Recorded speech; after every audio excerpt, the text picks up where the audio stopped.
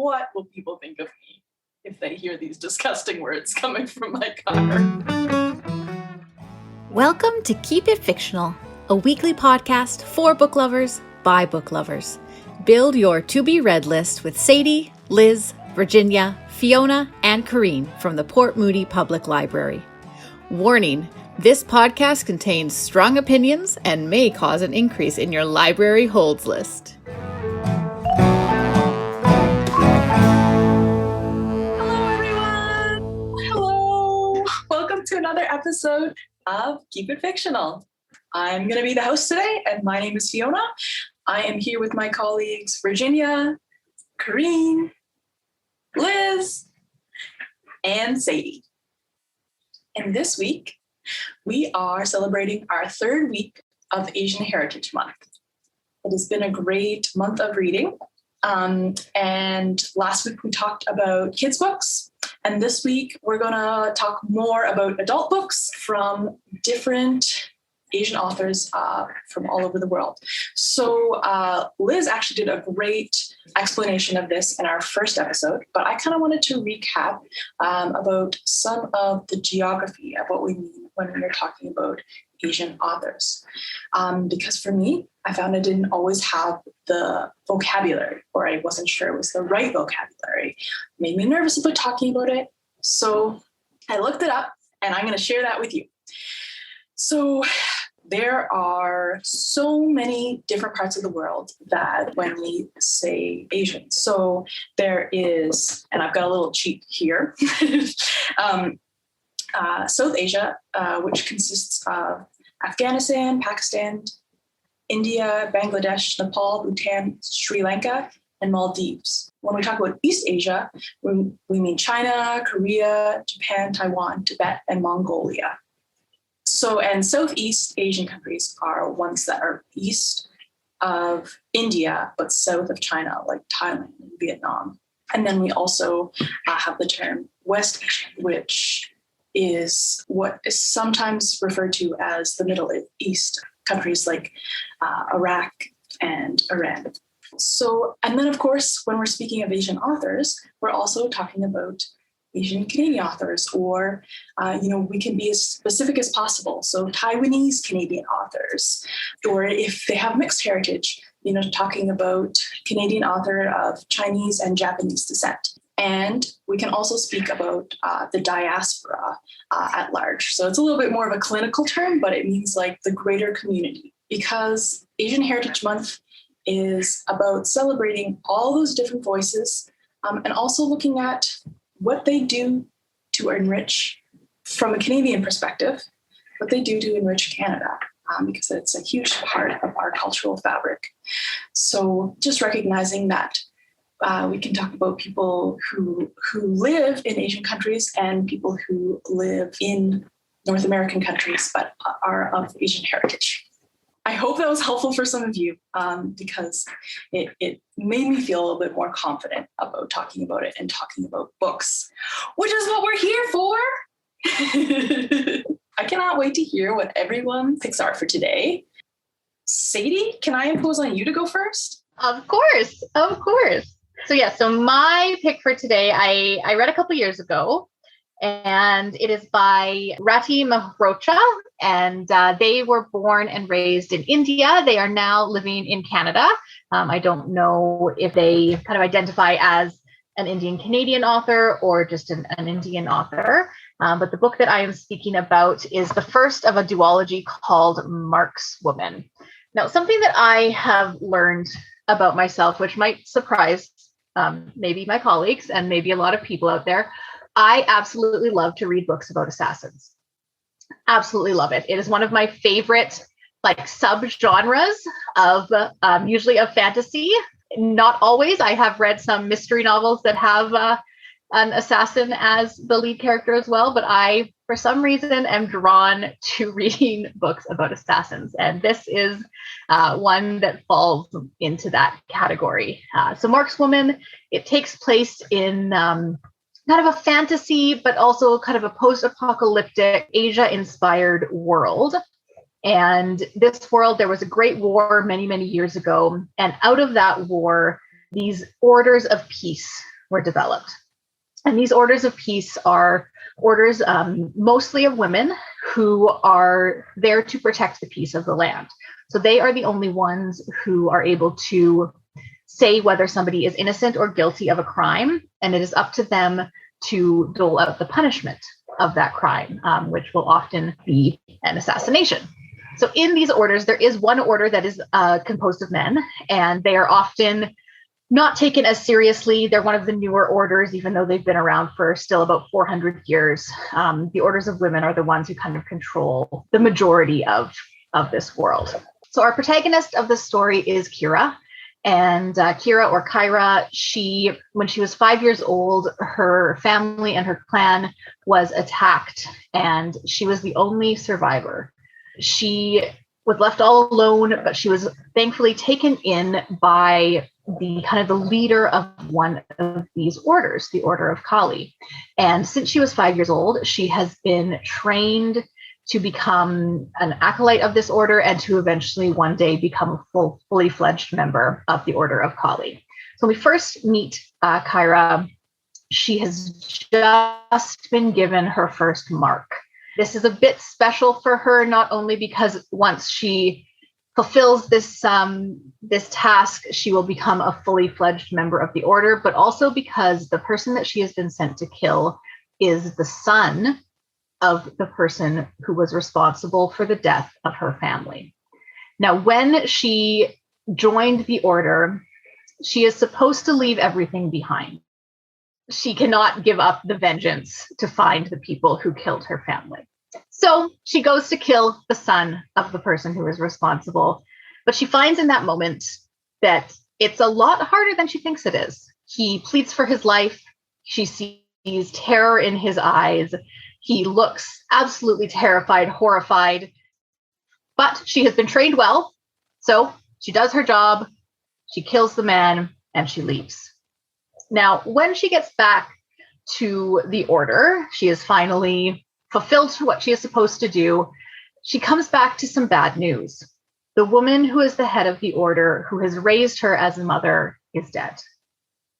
Kira becomes a bit suspicious about this and starts to wonder if this woman's death was not entirely natural and was helped along by some of the other members of the order. As Kira starts to realize that there is more going on within her order than she realizes, there's more going on with the other leaders of the order, Kira realizes that she either has to leave or potentially face death herself. So she decides to run away, leave, go off on her own, and figure out how she can protect the rest of her order from the betrayal that is happening. Now, the other part of the story that we have is of Rustin, and Rustin is part of the one order of men.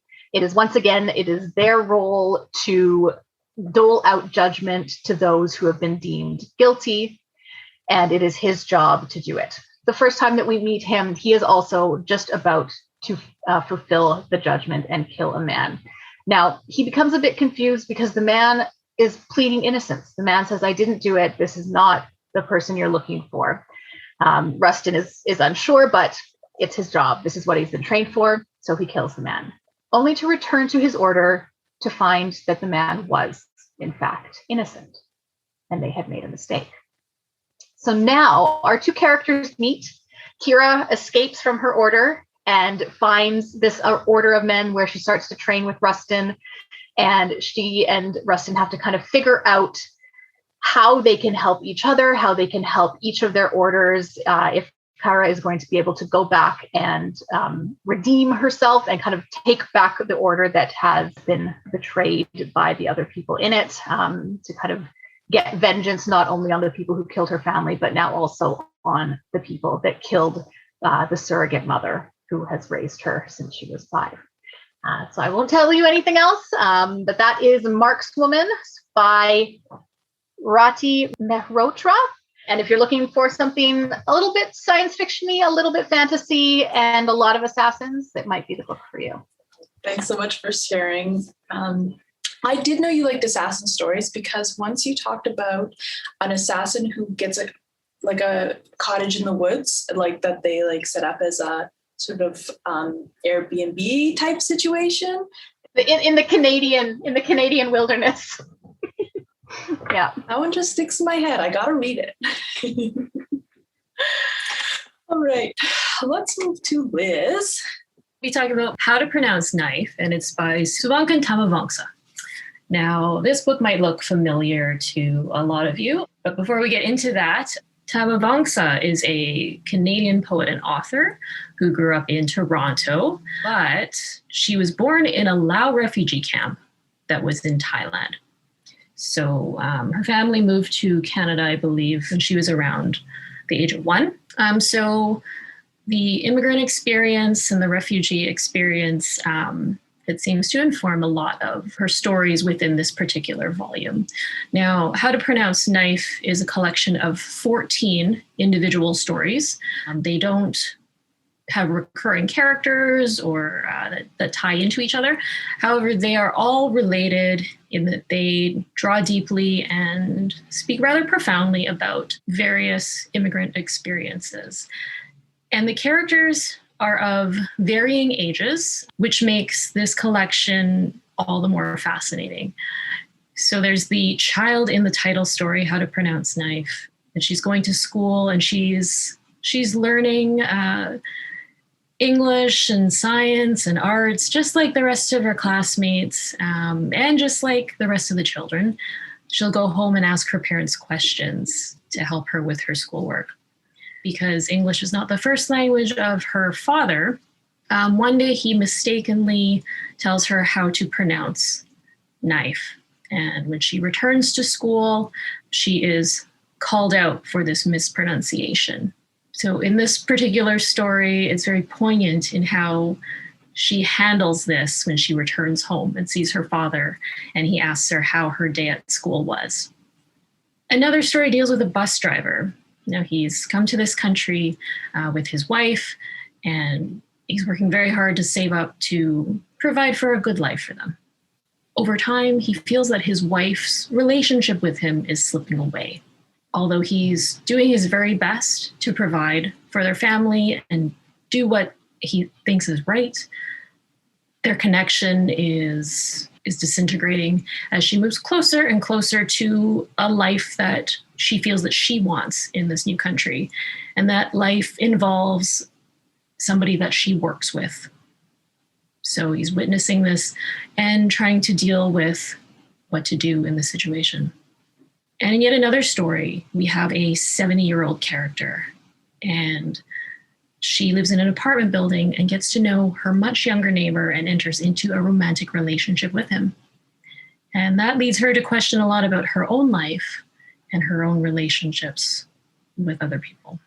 So that just gives you a sense of the types of stories that are in How to Pronounce Knife, which is that you can't really pigeonhole them, even though they all somehow deal with the immigrant experience by examining characters of varying ages, of varying situations. Truly what this collection is about relationships with each other, with the people you live with the people in the world around you. Overall, it's about being an outsider. It's about navigating a world that you have become immersed in, you've been dropped in, you have come into willingly, and yet this world is full of barriers to your full acceptance. It's about trying to fit in. It's about trying to come to terms with your identity as somebody from another place who wants to be a part of this place. So this book I felt was really, truly worthy of the 2020 Scotia Vangular Prize.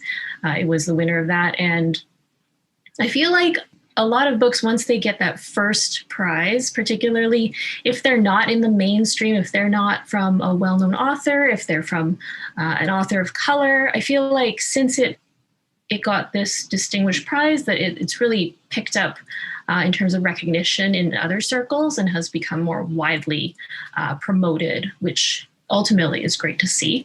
However, Thammavongsa was already an established poet, already had several volumes of poetry out. So I feel like she came in kind of under the radar with this one and pleasantly surprised everybody. Even though The stories are very easy to read. I'd say don't be fooled. At first, when I was reading these stories, I thought, well, they're good. But as you read them collectively and you start to think about what is going on with each of these characters and how she navigates generations and situations with such ease, you realize what skill she has and how the stories truly have a surprising depth. It's been described by CBC Books as being unsentimental, yet tender. And I think it's that unsentimentality, yet still while still yet being able to draw that emotion out of each story is truly remarkable. So I recommend giving this one a try. It's How to Pronounce Knife by Souvankham Thammavongsa. Thank you, Liz. Really, really great description. I always find it satisfying when a short story collection has that fullness, like bringing together of themes. It can be so frustrating when it lacks that. So it really sounds like it does a great job with that. I'm going to move on to Virginia now. I'm very excited. I bet it is a sci-fi. Maybe. Wanted to bring it back, right? Sadie started with a fantasy, a little bit of science fiction. Mine is also a little bit of everything. So the book that I read for this episode is Phoenix Extravagant by Yoon Ha Lee. And this is a Korean-American author. It's not as epic as it sounds. So I think that was what was surprising about this book to me, was that you look at the cover, you're like, oh, dragons fighting, and all that. It's not like that at all. It's good, I think, for people who love a little bit of a genre mashup. You want a little bit of fantasy, a little bit of science fiction, and you also want something that has character-driven story, but you also want things to happen in the book. You want a little bit of the plot. You love to explore big ideas, but at the same time, you're also very concerned about this one character and what happens to them. That's the kind of story that Phoenix Extravagant is. So the story is set in a country where it has been colonized and conquered and currently occupied by an empire. And we start with Jebby, who is an artist. And Jebby has just got out of a job interview / exam. And they are kind of worried. Not worried about the exam because they wanted to have a job with the Ministry of Art. And so their exam was basically they have to do some drawings. And they saw the other candidates. Their work much better. So they're not concerned about not getting the job. But what they are very concerned about is what their sister is going to think when she finds out that they have applied for a job with the government. Their sister's wife was actually killed during the war. And so anything to do with the government is evil. But Jebby knows that they don't really have a choice. They are behind on their payments. They're going to get evicted soon. They have no source of income. And all the little jobs that they have been doing are just not enough. And so they need to do something. And this is sort of like the only way they could get out of the debt that they are in right now. And of course, when they got home, there is that fake birth certificate that they have gotten in order to apply for the job with a fake names. Their sister was just so mad. It's like, why is this here? And Jebby is trying to explain, trying to justify, trying to rationalize what they did. And the sister just won't want to hear it. And she kicked them out. And Jebby thought, it's okay. Give her a couple of days to cool down. Give her a couple of days to think it over. Once I get the job, once I start bringing money in, once I start paying off some of the debt, I think she will understand that this is something that they just have to do. There's no other way around it now. The next day, they went up to the job notice board to look at the results, and they were shocked to find out that they did not get the job. Now, not only are the system mad at them, they have no job prospect, and they don't know what to do. So while they're standing in full panic mode, a man walked up to Jebby and say, I gather that you're an artist, are you? And Jebby was like, yeah. And the guy said, well, I am from the Ministry of Armor, and I have a job offer for you. Now, working with them for the Ministry of Art is bad enough, but working for the Ministry of Armor, which is responsible for the military, responsible for the army that killed their sister-in-law, this is going to be bad. But Jabi knows that they have no other choice. This is it. So they figure, you know what, I'm going to hear him out and see what happens. So he followed the man to this underground complex, and not realizing that it's going to be a long time before Jabi sees sunlight again. And they're going to find out why the Ministry of Armor, why the army needs artists.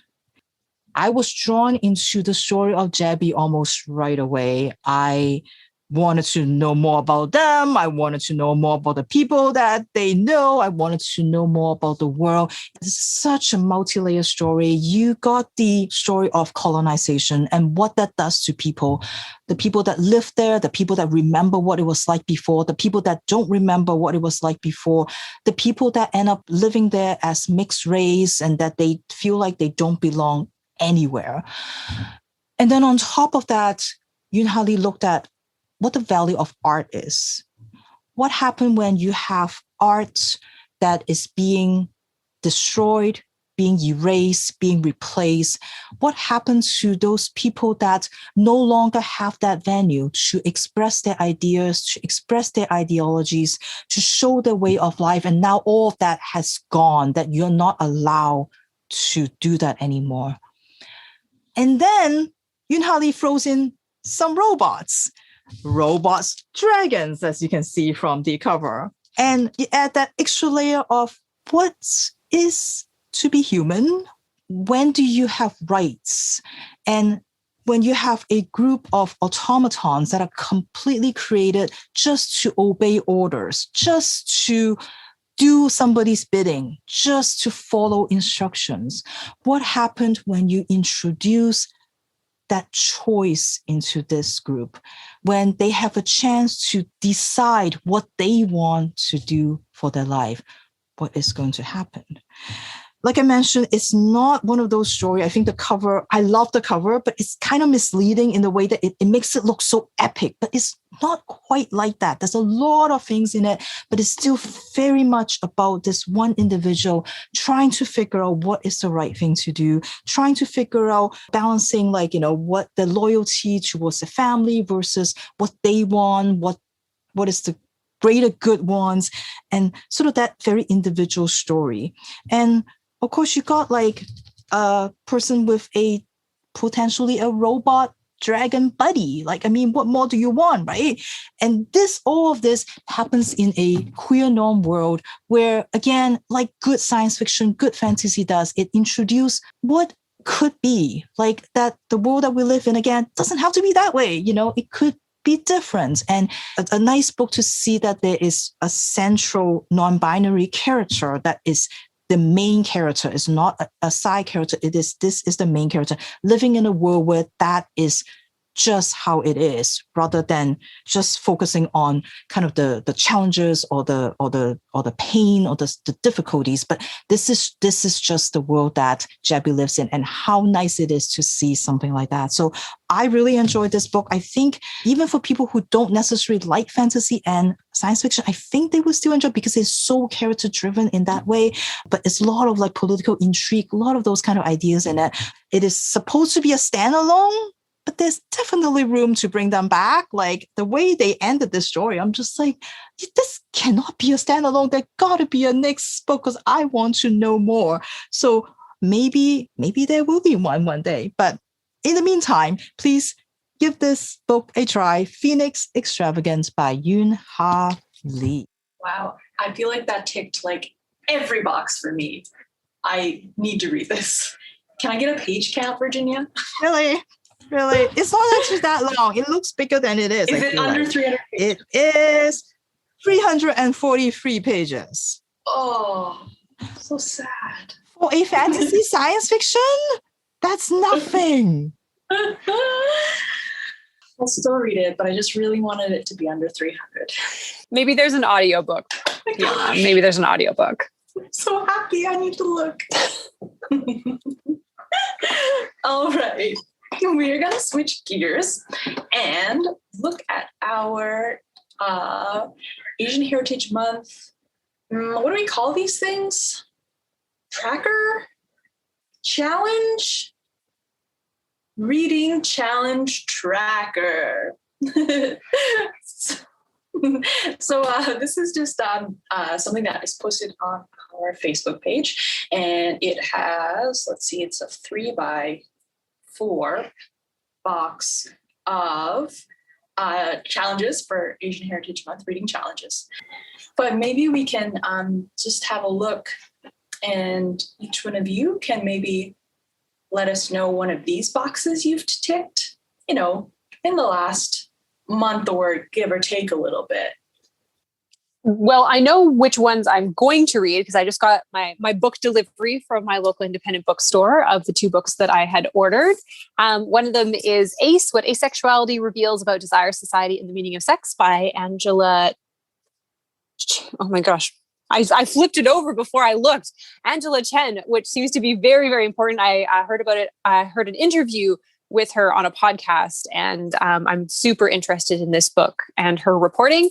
And then the other one of a local author who has just come out with their book yesterday is Made in Korea by Sarah Suk. And I'm super excited. It is a YA romance story about 2 rival teen business people who are importing beauty products from Korea and selling them at their high school, but only one business can survive. Look at that sad eye. They're going to be kissing by the end of this book, and I know it. So I'm very excited for these 2 that I think check off a lot of boxes on that reading prompt sheet.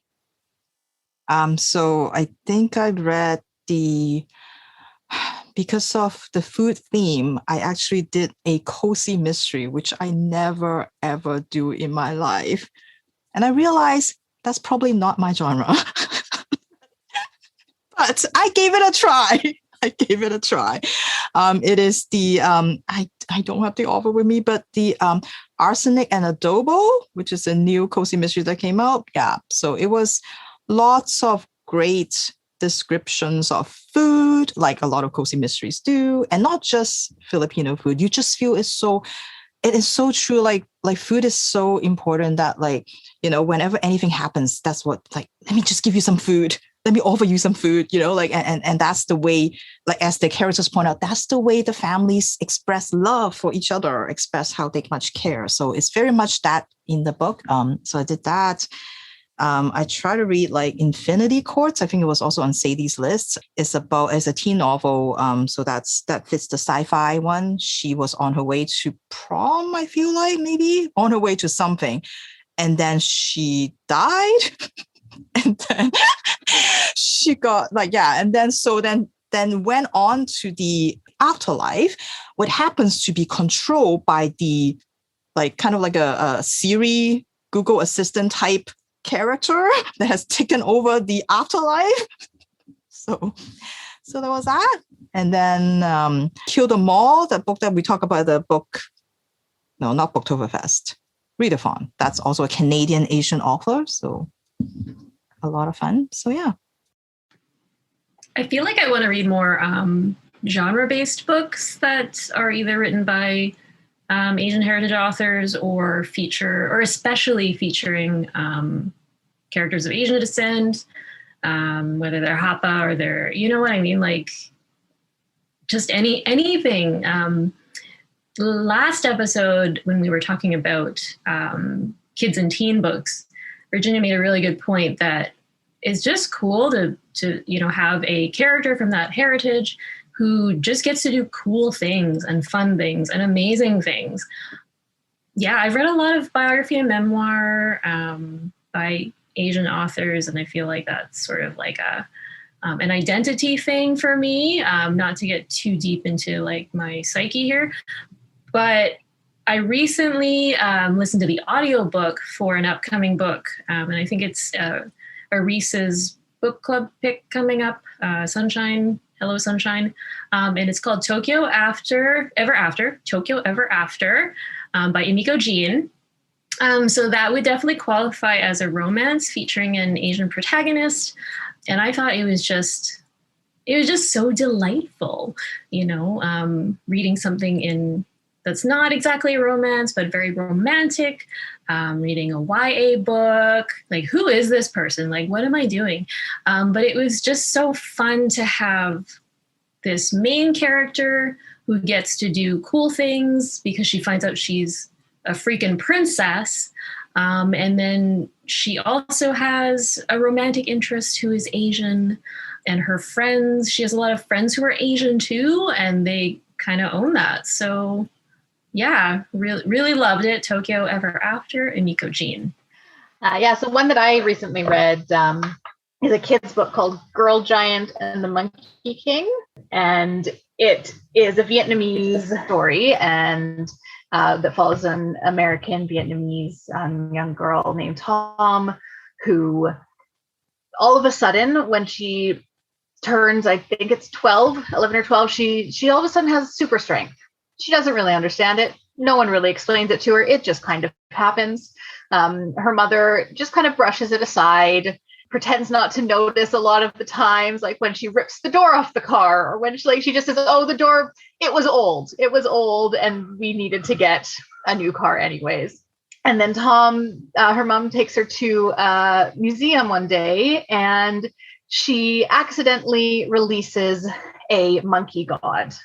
And he's kind of a trickster god, and they become kind of allies and friends. And it's just sort of this really neat story that intertwines these Vietnamese history as well as Vietnamese kind of folk tales and mythology, which I find that more and more in kids' fantasy, there's kind of a trend of other cultures telling these stories, which is so wonderful.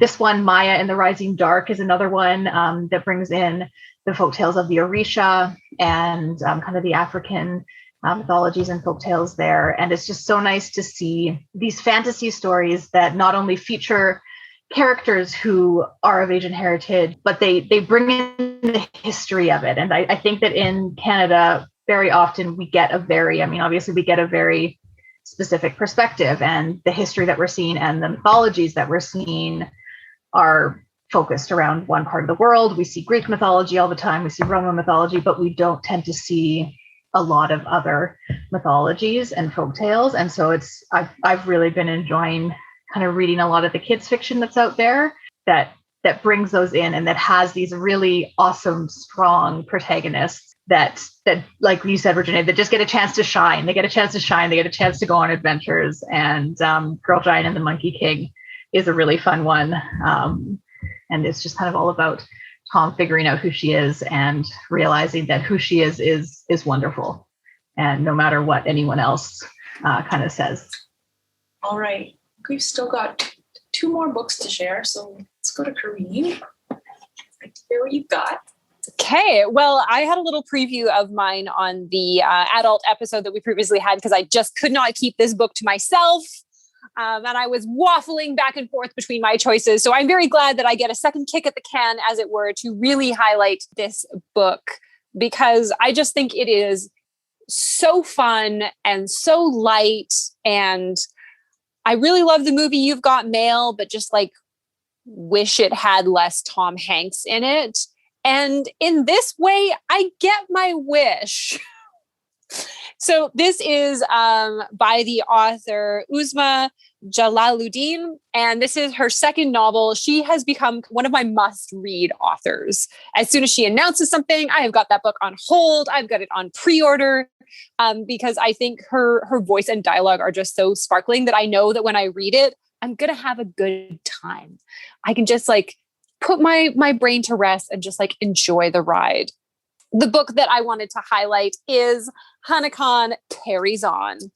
And as I said, this is inspired by You've Got Mail. It features our heroine, Hana, who for all of her life has grown up in her mother's restaurant, the Three Sisters Biryani Poutine.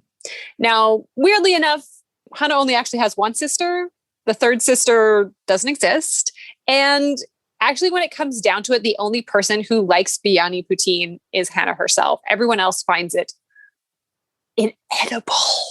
A disgusting mishmash of poutine and Indian food that only she is able to stomach.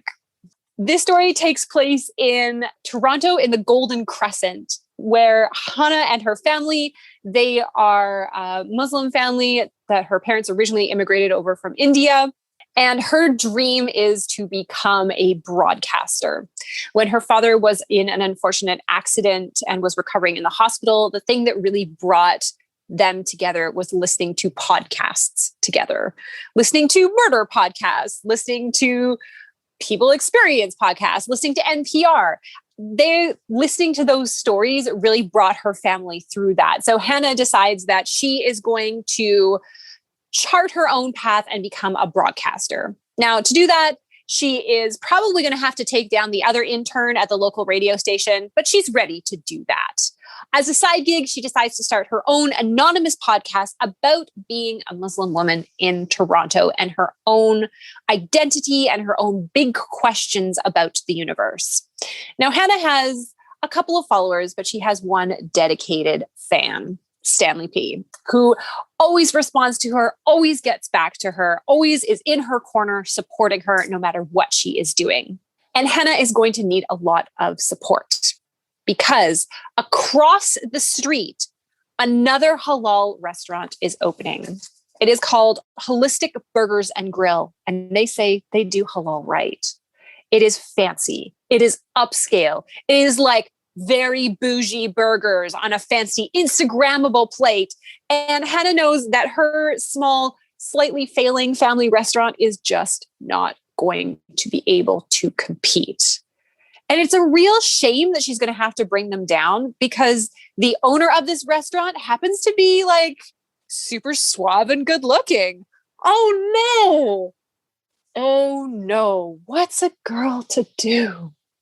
This is, of course, a romantic comedy. The dialogue is absolutely sparkling. The characters are fantastic, from Hana's mysterious aunt who comes to visit with a strange backstory of her own that she mysteriously refuses to reveal, to her cousin from India who comes to visit, who may or may not be part of an accountant mafia. There's her best friends there to support her, her wonderful family. It is just like a pure pleasure. And you know, as a romantic comedy, you can kind of see the ending from a mile away, even if the heroine can't.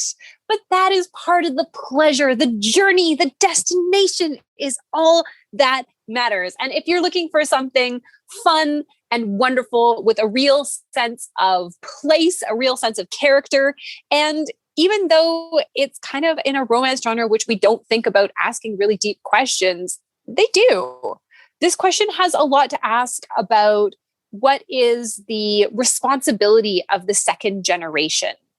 So Hana feels really indebted to her parents who came over and sacrificed so much. And she is struggling with how to repay that and how to chart her own course as she goes forward, even with the support of her parents. It talks about gentrification in neighborhoods that have been established and usually home to a cultural community, and when people start trying to take that over. And it also talks about the microaggressions that Hana faces in her workplace and the reality of hate crimes in Canada. It's a big story. It asks a lot of big questions wrapped up in this like beautiful, sparkly bow. This author is someone who has something to say, and she says it so marvelously that if you are a romance fan, if you are a Meg Ryan fan, if you just like something that is nice and light, that is just going to take you away, I really, really recommend Hana Khan Carries On. That sounds absolutely delightful. It's a delight. Her other book, Aisha at Last, is also a retelling of Pride and Prejudice. So good. So good. You just like want her books to be a movie. They need to be a movie. Okay. I have another delightful recommendation that kind of took me by surprise. The book I'm going to talk about is Dear Girls, Intimate Tales, Untold Secrets, and Advice for Living Your Best Life by Ali Wong. So what I knew about Ali Wong before reading this book was all from Always Be My Maybe. I hadn't seen any of her stand-up. It's a delightful rom-com, which is shot in Vancouver. And I just really, really loved it. And she is such a cool, interesting person. I almost put this down in the first 20%. Actually, I was listening to an audiobook because it's filthy. It's so filthy, and it wasn't making me laugh. And that's sort of I expected this will be funny, and it just wasn't getting my humor. However, after it kind of got past that 20% mark, it's continued to be filthy, but I got away from the idea that it should make me laugh and just got so into her story and her view on life, which is totally beautiful and awesome. And it was an absolute delight to listen to. I'd say this book is about family, food, and pride in your heritage, if I had to pick three main themes. It's written as letters to her daughters, who are quite young at the time, which makes it very intimate. She pretty much talks about her life, childhood, all the way up to now. She talks about the struggles of motherhood, what it's like to be a woman in comedy, and she talks a lot about her relationship with her husband. Some of my favorite parts were when she talked about studying abroad in Vietnam. So she is American, and her mother is from Vietnam, and came, I think, when she was a young adult, and her dad is second generation American Chinese. And so she studies abroad in Vietnam and has an amazing time and eats a lot of amazing food. She talks a lot about the adventurous food that she ate, including a still beating snake heart. And she is so into that. Definitely a little cringeworthy for me, but something that she talks about is just not having an attitude where you think cuisine from other parts of the world is gross, because we all eat stuff that other people think is gross, but it's really about what you're used to. And she really wants to just engage with being adventurous with food. And so I loved that. And a lot of what she said really made me stop and think about what makes me go ooh, I would never eat that. She talks about past loves, about a lot of hooking up with losers throughout her life, and then meeting the man she marries. And they have a really beautiful relationship with great communication. And, she does say oh, it's not perfect, but it sounds pretty perfect. And he actually narrates the last chapter, and it's from his perspective as a letter to his daughters as well. So definitely had some laughs, but honestly, I was more into it for the sentimentality and her just fierce pride in her identity. She doesn't shy away from acknowledging the difficulties of being an Asian American, but she really wants to communicate that pride and connection that she has to her heritage, to her daughters. So I encourage you to pick it up, even if humor is not really what you usually go down for, because it almost had a bit of a feeling of I don't want to say self-help, but just a positive way to look at the world. But be warned, she says disgusting things, just disgusting things that as I was listening to it in my car, I had to make sure all the windows were rolled up and it was just turned down really low, because I'm what will people think of me if they hear these disgusting words coming from my car? So many bodily fluids. Yeah. Well, I think we're going to be back next week. I mean, we're always going to be back next week. You can't get rid of us. We'll keep coming back. But I think we are going to have another week of celebrating Asian Heritage Month next week. So I hope you will join us for that. Anybody have any closing words they want to say? Any disgusting words you need to get out? Don't say them. Don't say them on the air. Just go through all the swears that I know in quick succession. Give Virginia some editing to do. Yeah. I guess I'd encourage everyone to check out that prompt on the Facebook page. And I believe it's also on our website. Yeah, could go on our website, check that out, and just challenge yourself. Again, we've only covered 5 to 10 books. Way to sneak in those extra ones, Fiona, with your existential question. Very smart, but there's so much out there, and there are lots of book lists on our website. So definitely go and check those out if you're looking to complete a challenge or just looking for some great resources for Asian Heritage Month and to stop Asian hate. Those are all on the website. And to be used throughout the year, not just for May, anytime. So if you're like, I can't finish all these challenges, that's okay. Anytime. You can read them anytime. All right. Thanks a lot for joining us. We'll see you next time. Bye. Thank you for listening. If you like our show, please tell a fellow book lover about it. You can find a list of all the books we discussed in our show notes. Join us next week for another fun book chat. Until then, keep it fictional.